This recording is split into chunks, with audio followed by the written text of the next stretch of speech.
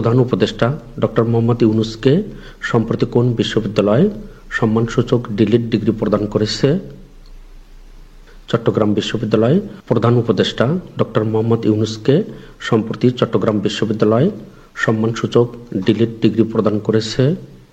সম্প্রতি বিশ্বের প্রথম দেশ হিসেবে কৃত্রিম বুদ্ধিমত্তা বা আর্টিফিশিয়াল ইন্টেলিজেন্স বা এআই ক্লিনিক চালু করেছে কোন দেশ? সৌদি আরব। সম্প্রতি বিশ্বের প্রথম দেশ হিসেবে কৃত্রিম বুদ্ধিমত্তা ক্লিনিক চালু করেছে সৌদি আরব। 19 মে 2025 সপ্তম বাংলাদেশি হিসেবে পৃথিবীর সর্বোচ্চ পর্বতশৃঙ্গ এভারেস্ট জয় করেছে কে? ইকরামুল হাসান শাকিল। 19 মে 2025 সপ্তম বাংলাদেশি হিসেবে পৃথিবীর সর্বোচ্চ পর্বতশৃঙ্গ এভারেস্ট জয় করেছে ইকরামুল হাসান শাকিল। সম্প্রতি কোন বাংলাদেশি ক্রিকেটার আইসিসি কর্তৃক এপ্রিল মাসের সেরা খেলোয়াড় নির্বাচিত হয়েছেন? মেহেদী হাসান মিরাজ। সম্প্রতি মেহেদী হাসান মিরাজ বাংলাদেশি ক্রিকেটার আইসিসি কর্তৃক এপ্রিল মাসের সেরা খেলোয়াড় নির্বাচিত হয়েছেন। সম্প্রতি 17 মে 2025 বাংলাদেশের দ্বিতীয় ব্যাটসম্যান হিসেবে কোন ক্রিকেটার আন্তর্জাতিক টি-20 ক্রিকেটে সেঞ্চুরি করেছে? পারভেজ ইমন।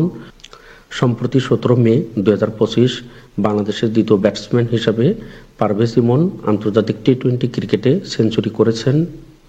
দুটি প্যাকেজ নিয়ে বাংলাদেশে আনুষ্ঠানিকভাবে স্টারলিংক কার্যক্রম শুরু করেছে কবে?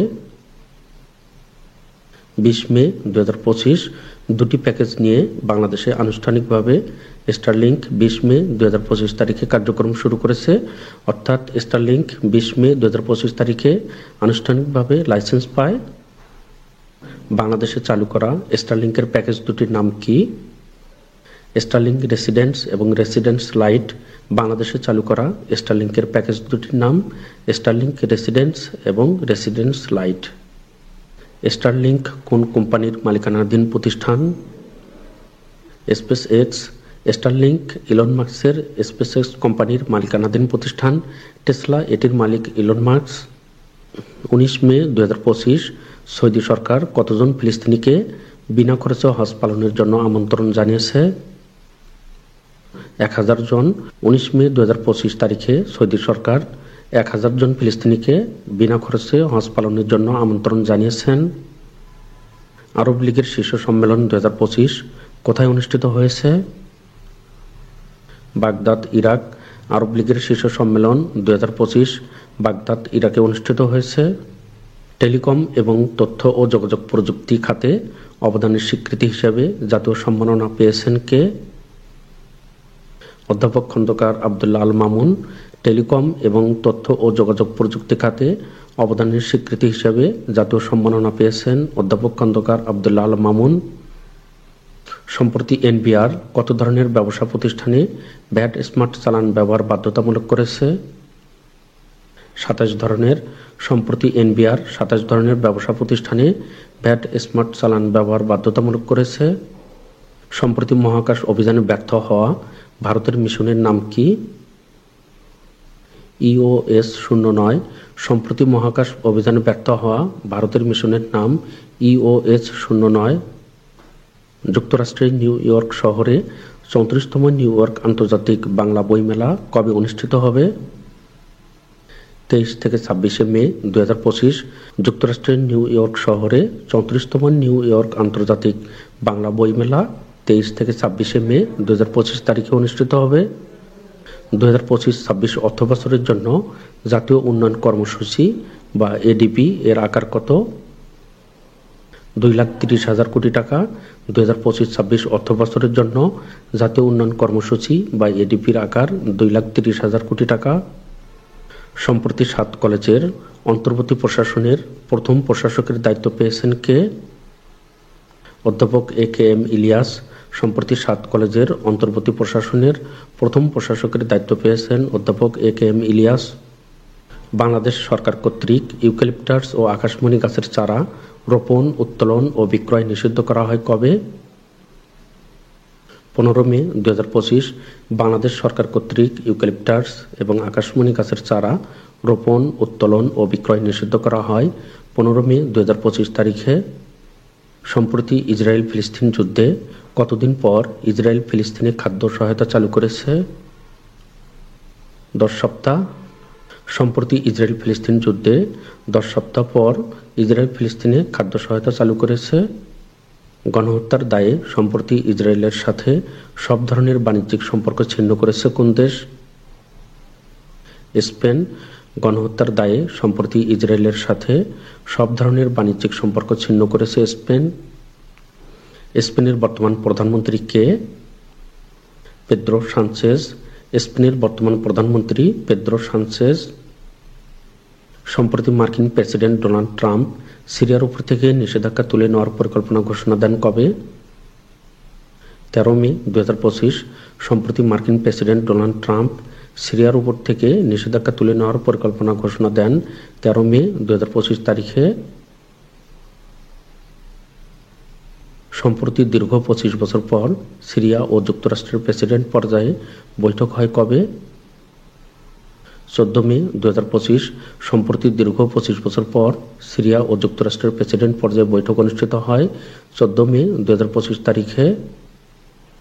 যুক্তরাষ্ট্র সম্প্রতি কোন দেশের সঙ্গে নিজেদের ইতিহাসের সবচেয়ে বড় অস্ত্র বিক্রির চুক্তি করেছে? সৌদি আরব। যুক্তরাষ্ট্র সম্প্রতি সৌদি আরবের সঙ্গে নিজেদের ইতিহাসে সবচেয়ে বড় অস্ত্র বিক্রির চুক্তি করেছে। সম্প্রতি যুক্তরাষ্ট্র ও সৌদি আরবের মধ্যে কত ডলারের বিনিয়োগ চুক্তি স্বাক্ষরিত হয়েছে? $600 বিলিয়ন। সম্প্রতি যুক্তরাষ্ট্র ও সৌদি আরবের মধ্যে $600 বিলিয়ন বিনিয়োগ চুক্তি স্বাক্ষরিত হয়েছে। 14 মে 2025। যুক্তরাষ্ট্র ও সৌদি আরবের মধ্যে কত ডলারের প্রতিরক্ষা চুক্তি স্বাক্ষরিত হয়? $142 বিলিয়ন।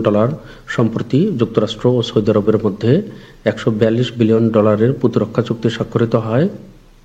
প্রধান উপদেষ্টা ডক্টর মোহাম্মদ ইউনূস সর্বপ্রথম কোন দেশে দ্বিপক্ষীয় রাষ্ট্রীয় সফর করেন? চীন। প্রধান উপদেষ্টা ডক্টর মোহাম্মদ ইউনূস সর্বপ্রথম চীন দেশে দ্বিপক্ষীয় রাষ্ট্রীয় সফর করেন।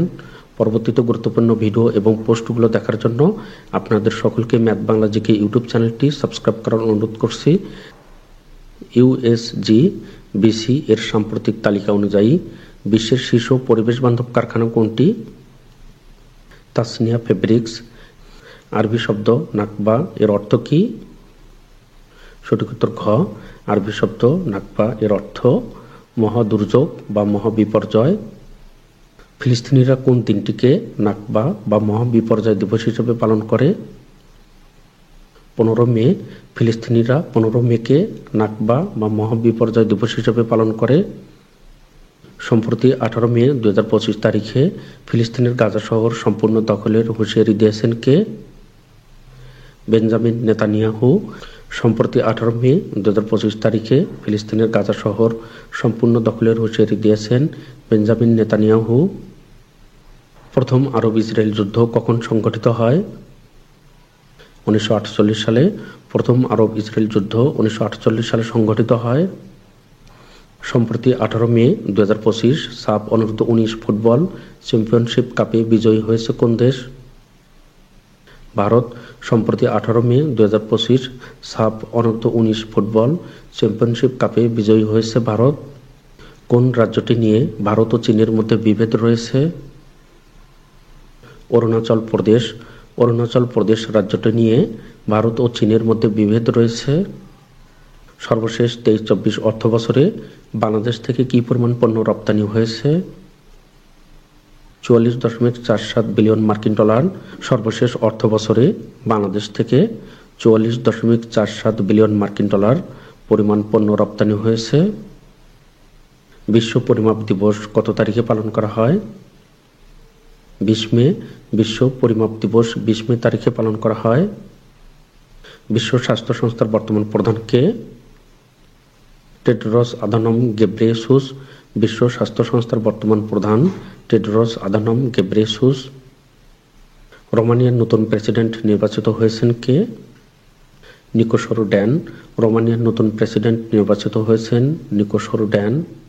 পর্তুগালে অনুষ্ঠিত তৃতীয় সাধারণ নির্বাচনে জয়লাভ করেছে কোন দল? মধ্য ডানপন্থী জোট এডি।